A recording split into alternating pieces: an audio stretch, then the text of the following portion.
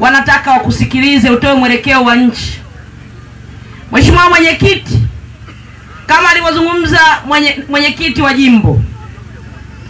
jimbo hili la Sumbawanga mjini lina kata 19. 2014 CCM walikuwa wapinzani upande wa uchaguzi wa serikali za mitaa. Tulishinda wenye viti wengi sana hapa mjini. Nikiwepo mimi nikiwa mwenyekiti wa Vodacom kata hii ya Chanji. Mtaa huo kuanzia barabarani kwenda huko. Mheshimiwa Mwenyekiti, leo niko mbunge peke yangu. Si kwa sababu wagombea wa Chadema walikuwa wakubariki. Ni kwa sababu serikali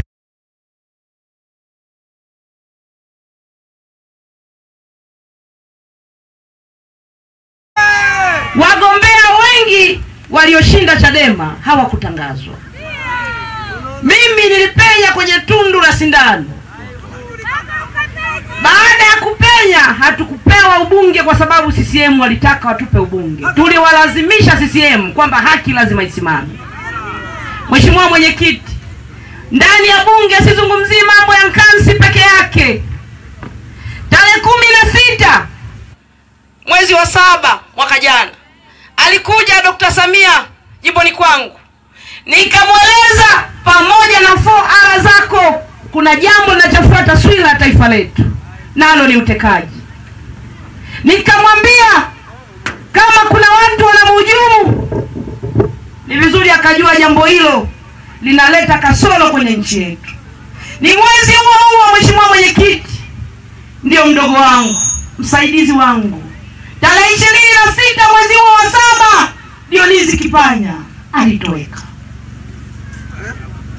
Nimelisema kwa Mheshimiwa Rais tarehe 16 mwezi huo tarehe 26 Dionisi akapotea. Mheshimiwa Mwenyekiti, wajibu wa mbunge, nimelipeleka lile jambo bungeni kama mwakilishi. Nikaomba kwa hoja za dharura bunge lisitishe shughuli zote kwa sababu kile ndio chombo cha wananchi kijadili mustakabali wa Tanzania ili waishi na amani kwenye taifa lao. Nilikataliwa mbele ya bunge.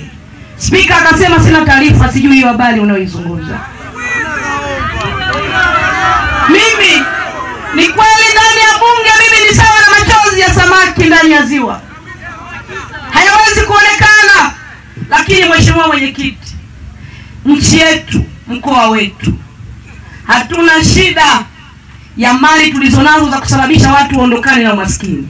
Shida iliyopo kwenye mkoa wetu na taifa letu ni mfumo wa Chama cha Mapinduzi kutupatia umaskini. Mheshimiwa Mwenyekiti, kwa sababu mkutano ni wako, swala la bandari unajua nilisema, ila nikiwa peke yangu nikapiga kula hadharani kwa sababu mwakilishi yoyote lazima ashirikishe anaowakilisha. Waliamua kwa mamlaka walionayo na nguvu walionayo. Taifa hili linahitaji ukombozi na ukombozi ni sasa. Asante sana mwenyekiti kwa nafasi.